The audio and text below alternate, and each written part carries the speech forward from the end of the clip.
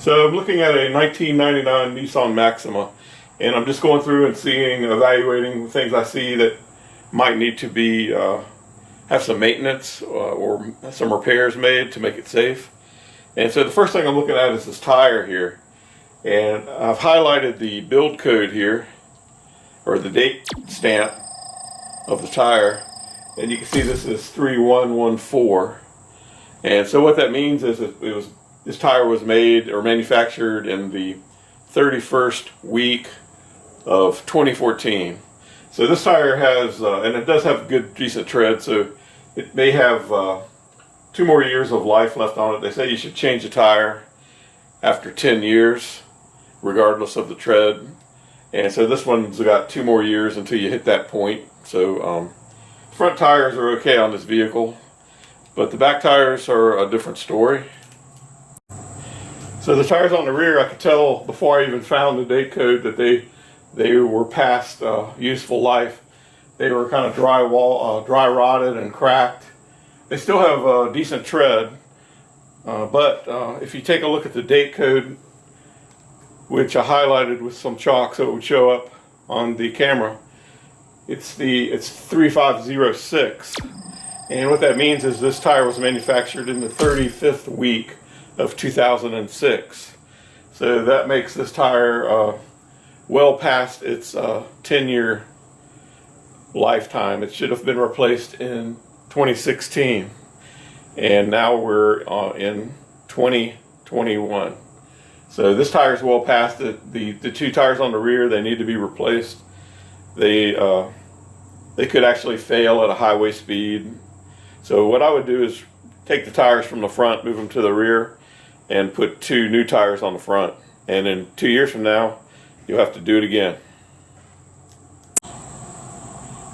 So I'm noticing the muffler. It's the outer liner is completely rusted out, and it's beginning to get exhaust leaks in it. And I believe this muffler should be replaced. And luckily, it's just bolted on right here with a flange and 2 bolts and a gasket. So here's a look at the front brake pads. You can see they're very close to being at the wear indicators, that's where the metal tab starts hitting the rotor and causing a screeching sound. So it appears it needs front pads and rear brake pads. So now I'm looking at the front of the engine here from underneath, and this is the harmonic balancer, or what's left of it anyway. The rubber isolator failed, and the drive pulley slung off of this dampener here, and when that happened, it also lost its alternator and air conditioner belt. And this harmonic balancer also has a secondary pulley in the back here that drives this belt here for the power steering pump, and that belt there needs to be replaced. Also, it's glazed and slipping. There's also a lot of oil leaks up in this area. I suspect it might be from the valve cover gasket, but I'm not sure. But for sure, this harmonic balancer needs to be replaced. I think they're around $160 for the part. And then it's going to need both belts, the alternator, air conditioning, and the power steering belt.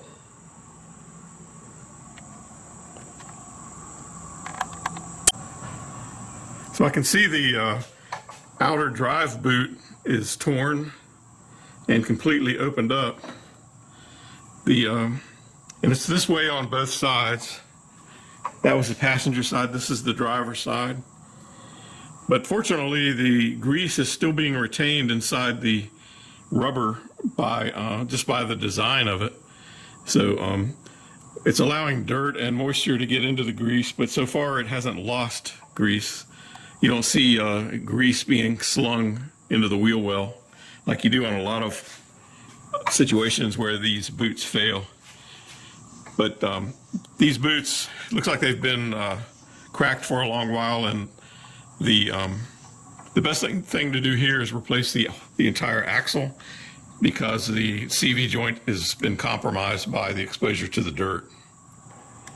These could probably be run a little longer if the driver is just mindful to be careful to pay attention to any unusual sounds while turning or any clunks or anything that changes in the drivetrain. It looks like this could have been like this for years. So here's another view of this CV joint on the axle, where you can see that the rubber is split and it's allowing dirt and debris to enter into the seal here, mix with the grease. So that axle needs to be replaced. Also, you can see there's a lot of oil residue here where it's dripping down on a catalytic converter. There's definitely oil leak. I believe it's probably coming from the valve cover gasket, but no way of knowing until you pull that off and replace it. And there's a look at the other, the rear of this.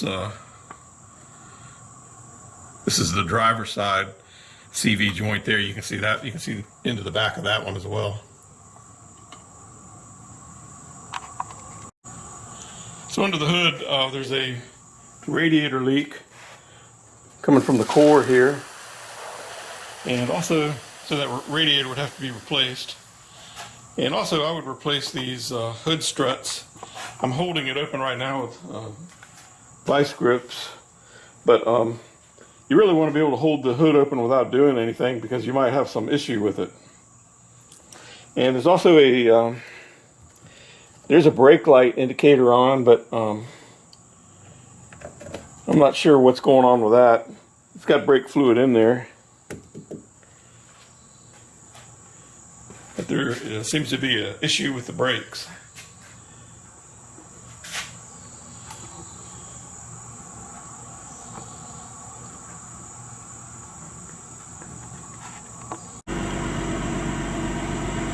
So I'm looking here at this brake indicator warning light. Right now the parking brake is off. If I put the parking brake on, you can see the light gets brighter. And so that tells me that it's not an issue of the switch being bad in the parking brake. It's actually getting a signal from maybe the portioning valve or something in the valve body is telling the car there's a problem with the brakes, other than just the parking brake is set. And of course also there's the alternator warning, because there's no belt for the alternator at the moment. And you can also hear when I turn the wheel, you can hear that noise from the power steering.